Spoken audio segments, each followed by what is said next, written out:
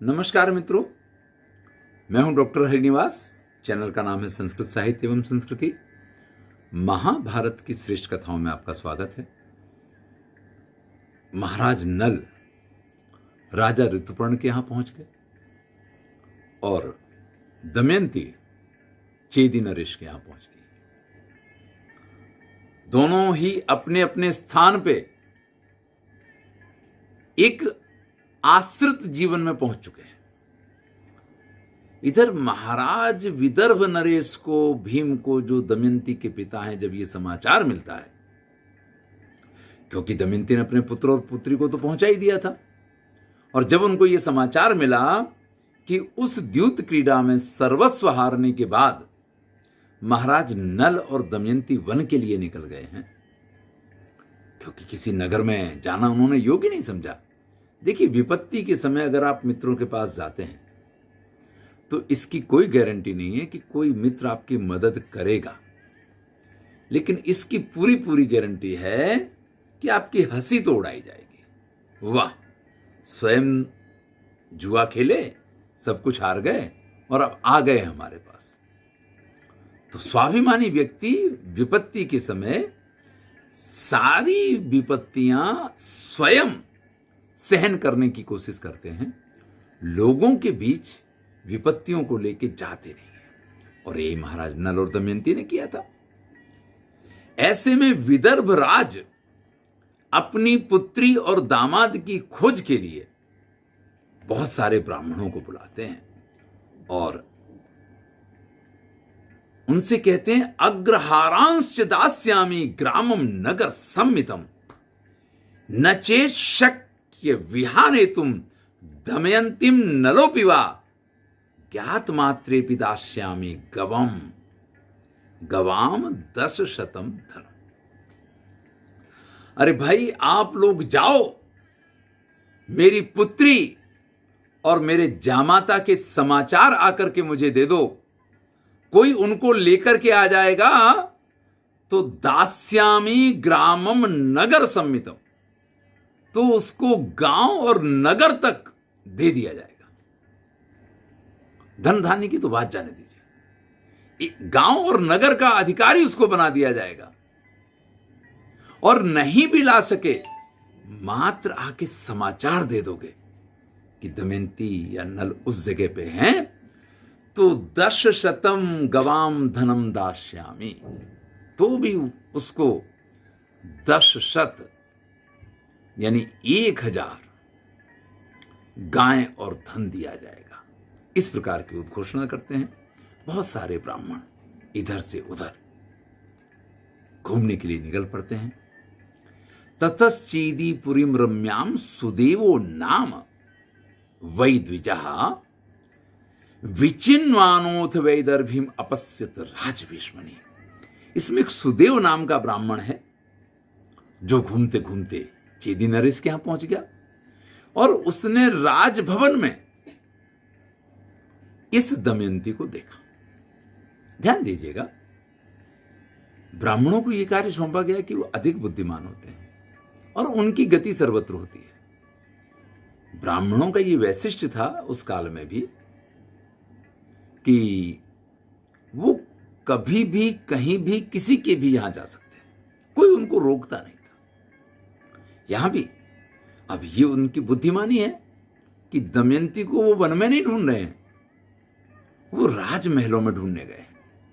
और ये सुदेव का सौभाग्य है कि वो चेदी नरेश के भवन में पहुंच जाता है, वहां राजभवन में पहुंच जाता है, और वहां महाराज जो विधि विधान पूजा इत्यादि कर रहे हैं, वहां पे सुनंदा के साथ खड़ी हुई वो दमयंती उनको दिखाई दे जाती है। निबद्धाम धूम जाले ने प्रभामिव विभावसो, जैसे धूम से, धुएं से व्याप्त हुई कोई अग्नि का अंगारा हो, जो धुएं की वजह से वो प्रज्वलित होता हुआ दिखाई नहीं देता है।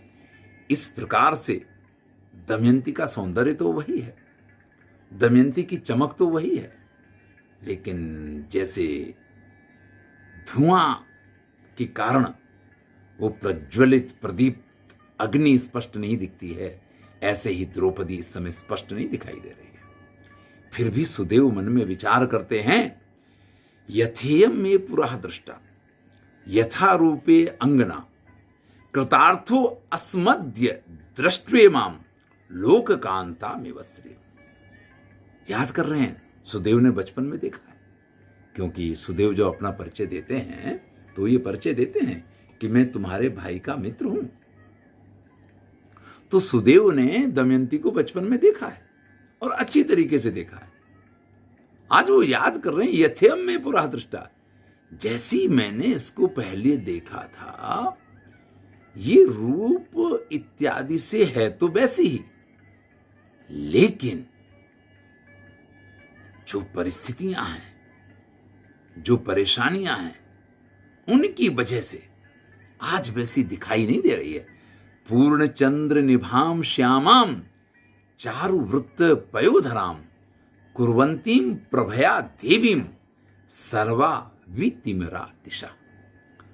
अपने प्रकाश से सभी दिशाओं को प्रकाशित करती हुई अत्यंत सौंदर्यवती, पूर्ण चंद्रमा के समान जिसका मुख है, ऐसी ये श्यामा, ऐसी ये तन्वंगी। दमयंती के गुणों का विस्तार से यहां वर्णन किया है, क्योंकि जिस प्रकार से बचपन से देखा था। एक दो वर्णन देखते हैं। पौर्णमासी मिव निशाम राहुग्रस्त निशाकराम पतिशोकाकुलाम दीनाम शुष्क स्रोताम नदी मिव। पूर्णमासी की वो रात्रि, जिस रात्रि को राहु ने चंद्रमा को ग्रस लिया। वैसे तो पूर्णमासी की रात्रि जो है एकदम चांदनी से भरी हुई होती है, लेकिन जब राहु चंद्रमा को ग्रसता है, जिस दिन चंद्र ग्रहण होता है, वो रात थोड़ी, जब राहु ग्रसता है तो अंधकार में हो जाती है। तो पूर्णिमासी की तरह ये अत्यंत सौंदर्यवती तो है, लेकिन इस समय जैसे राहु का ग्रहण लग गया हो, ऐसी दिखाई दे रही है। पति के शोक से व्याकुल होने के कारण जिस नदी का प्रवाह सूख गया है, उस नदी के प्रवाह जैसी दिखाई देती है। रूपौदार्य गुणोपेताम मंडनार्हम अमंडिताम चंद्रलेखा मिव नवाम व्योमनी नीलाभ्र संप्रदा। भाई रूप, गुण, औदार्य सभी चीजों से जो परिपूर्ण है, जिसको मंडन करने का यानी अलंकार धारण करने का अधिकार है। भाई राजकुमारी है, साम्राज्य है, लेकिन जिसने एक भी आभूषण धारण नहीं किया हुआ है, आकाश में खिली हुई चंद्ररेखा के समान ये दिखाई दे रही है। काम भोगैः प्रियैः हीनाम बंधु जनेन चा देहम संधारयन्ती ही भर्तृदर्शन कांक्षया। देखिए एक विशिष्ट बात कर रहे हैं आप। साहित्य जो है आपको सिर्फ कथाएं नहीं सुनाता है, ये आपको बहुत कुछ ज्ञान भी देता है। एक स्त्री होती है, एक पुरुष होता है, उनका विवाह हो जाता है। विवाह होने के बाद एक उनकी अपनी दुनिया हो जाती है, और दुनिया में बहुत सारी चीजें उनके पास से छूट जाती हैं। बहुत सारे मित्रों से दूर हो जाते हैं, घर परिवार के लोगों से दूर हो जाते हैं, बहुत तरीके की ऐसी चीजें होती हैं जो उनसे छूट जाती हैं। लेकिन अगर वही व्यक्ति विवाह का सुख प्राप्त ना कर पाए, तो उनको उन सारे प्रियजनों की याद फिर से आनी शुरू हो जाती है। लेकिन कोई व्यक्ति ऐसा हो जिसका विवाह होने के कारण प्रियजन छूट गए और वो विवाह संबंध भी उसका ना रह जाए, तो ऐसी स्थिति में वो व्यक्ति अत्यंत व्यग्र हो जाता है। क्योंकि दुविधा में दोनों गए, माया मिली न राम। न तो वो काम का सुख प्राप्त हुआ और ना ही प्रियजनों के मिलन वाली बात रह गई। तो यहां पे काम भोगैर प्रिय ही ना, ये दमयंती की स्थिति ऐसी ही है कि ना तो पति का सुख है और ना प्रियजनों का सुख है, कि चलो माता पिता बच्चों के पास हो, वो बात भी नहीं है। देहम संधारयंतिम ही भर्तृदर्शन कांक्षा। बस ये मान लो कि वो जी रही है। क्यों जी रही है? क्योंकि उसको अपने पति के दर्शन प्राप्त होने की एक आशा है, सिर्फ इसलिए वो जिंदा है। ये सब सुदेव सोच रहे हैं। दमयंती सामने खड़ी हुई दिखाई दे रही है, लेकिन ये दमयंती वही है, वही होने के बाद आज वैसी दिखाई नहीं दे रही है। इसलिए तरह तरह की बातें सोच रहे हैं। भरता नाम परम नार्या भूषणम भूषणैर्विना। देखिए, पति जो है स्त्रियों के लिए कुछ नहीं हो तो भी सबसे बड़ा आभूषण है। भरता नाम परम नार्या भूषणम भूषणैर्विना, यानी एक पति है ना तो कोई आभूषण नहीं हो तो भी वो पत्नी, तो भी वो स्त्री सौभाग्यशालिनी है ना, तो सुंदर दिखाई देती है। ऐसा ही रहता तेने शोभमाना न शोभते। और जिसका पति यानी जिसके सौभाग्य के चिन्ह ना हो तो वो कितनी भी सज धज ले, कितनी भी तैयार हो ले, लेकिन फिर भी उसमें वो सौंदर्य नहीं दिखाई देता है जो स्त्री का एक सौंदर्य होता है। सुदेव विचार करते हैं, इतनी सुंदर, और इसको नैषद नरेश ने छोड़ दिया है या उनसे ये दूर हो गई है? ये बात तो निश्चित है कि जिस दिन नैषद नरेश पुनः इसको प्राप्त करेंगे ना, वो जैसे अपना राज्य उन्हें पुनः प्राप्त हो, उसका जितना आनंद होगा उतना ही आनंद इस दमयंती को भी पुनः प्राप्त करके उनको मिलेगा। इस प्रकार से विचार करते करते सुदेव वहीं पे दमयंती के पास जाते हैं और दमयंती को अपना परिचय देते हुए कहते हैं, अहम सुदेवो वैदर्भी भ्रातुस्ते दयितः सखा भीमस्य वचनादराग्नः त्वाम अन्वेष्टुम इहा आगतः। मन में कोई शंका है ही नहीं कि ये दमयंती है या नहीं है। स्पष्ट रूप से कहते हैं कि हे वैदर्भी, विदर्भ देश की राजकुमारी, इसलिए वैदर्भी का संबोधन देते हैं। अहम सुदेवो, मैं सुदेव नाम का ब्राह्मण हूं और तुम्हारे भाई का प्रिय मित्र हूं। महाराज भीम ने मुझे तुम्हें और महाराज नल को ढूंढने के लिए भेजा है और तुमको ढूंढते ढूंढते मैं यहां आकर के पहुंचा हूं। कुशली ते पिता राग्नि जननी भ्रातरश्चिते आयुष्मन्तौ कुशलिनो तत्रस्थौ दारकौ चत्तौ। देखिए, ये बड़ी विशिष्ट बात है। अभी तक तो दमयंती को सिर्फ और सिर्फ महाराज नल के विचार आया करते थे कि उनका क्या होगा, कैसे होगा, क्योंकि पुत्रों को तो पिता के पास भेज दिया है, तो वो निश्चिंत है कि जिन्होंने पालन पोषण करके मुझे बड़ा कर दिया है, वो मेरे बालकों का भी पालन पोषण करके उनको बड़ा तो कर ही लेंगे। तो बच्चों की चिंता नहीं है दमयंती को। लेकिन आज जब सुदेव ने ये कहा है कि आपके पिता सकुशल हैं, आपकी माता सकुशल हैं, आपके भाई सकुशल हैं और आपके दोनों आयुष्मान यानी आपके पुत्र और पुत्री वो दोनों भी सकुशल हैं। त्वत्कृते बंधुवर्गाश्च गतसत्वा इवासते अन्वेष्टारो ब्राह्मणाश्च भ्रमंती सतसो महिम। बस सबको दुख है तो एक ही बात का है कि तुम उनके पास नहीं हो या तुम दुखी हो। तो तुमको ढूंढने के लिए पूरी पृथ्वी पे सैकड़ों ब्राह्मण इस समय विचरण कर रहे हैं। यानी तुम्हारे पिता ने ये जवाबदारी दे करके बहुत सारे ब्राह्मणों को भेजा है कि किसी प्रकार से वो तुमको ढूंढ के लाएं। इसका मतलब तुम्हारे पिता कितना प्रेम तुमको करते हैं, इस बात को स्पष्ट करते हैं। आपको इस समय वहां चलना चाहिए। जैसे ही सुदेव ने ये सब कहा है, रुरोद चाभ्रसं राजन् वैदर्भी शोक कर्षिता दृष्ट्वा सुदेवम सहसा भ्रातुरिष्टम द्विजोत्तमम्।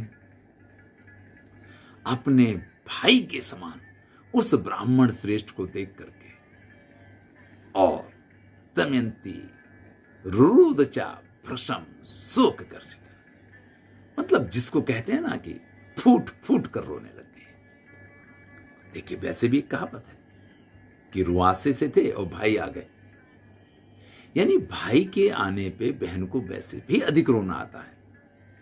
और सुदेव ब्राह्मण उसके भाई का मित्र और बचपन में वो लोग साथ में खेले हैं। तो आज दमयंती जब सुदेव को देखती है, उसको पहचानती है अपने भाई के रूप में उस ब्राह्मण को देख करके, और उससे सारे समाचार सुनने के बाद उससे रहा नहीं जाता है और फूट फूट कर रोने लग जाती है। सुनंदा जब इस चीज को देखती है कि कोई ब्राह्मण खड़ा है और उसके पास दमयंती इस प्रकार से रो रही है, तो तुरंत जाकर के अपनी माता को ये समाचार देती है। राजमाता से ये कहती है कि राजमाता कुछ बात है, क्योंकि दमयंती बहुत अधिक रो रही है। ततः सुदेव मानाय राजमाता विशांपते पपृच्छ भार्या कश्येयम सुतावा कस्य भाविनी। तुरंत राजमाता सुदेव को बुलवाती है और उनसे पूछती है कि भाई इसने तो अपना परिचय जो दिया वो तो हमें पता है, लेकिन हमें ये भी पता है कि उसका वास्तविक परिचय नहीं है, क्योंकि हीरा आप अगर कहीं छुपा दें पत्थरों के बीच में तो क्या वो पत्थर थोड़ी हो जाएगा, वो तो फिर भी हीरा ही रहेगा।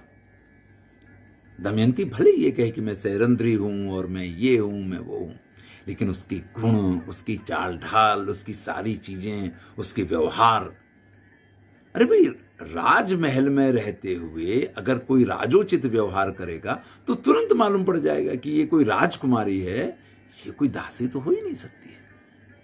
तो राजमाता, अरे वो भी खेले खाए हुए लोग हैं तो उनको ये चीजें मालूम तो हैं, अच्छी तरीके से वो पहचान गई है, लेकिन अब कहे क्या, क्योंकि जिसने अपना परिचय जिस रूप में दिया है अब उससे कह के आपने अपना परिचय झूठ दिया है, गलत दिया है। लेकिन आज जब सुदेव से ये बात जानने का मौका मिला है तो राजमाता सुदेव से पूछती हैं कि मुझे पूरा बताओ, ये किसकी पुत्री है, किसकी पत्नी है, ये कौन है, आप अवश्य से जानते हो तभी आपको देख करके ये रो रही है। अब आगे की कथा अगले वीडियो में सुनेंगे, सुदेव किस तरीके से परिचय देते हैं और दमयंती के साथ आगे क्या होता है। धन्यवाद। मैं हूं डॉक्टर हरिनिवास और चैनल का नाम है संस्कृत साहित्य एवं संस्कृति। आपको अगर वीडियो अच्छा लगे तो लाइक अवश्य करें।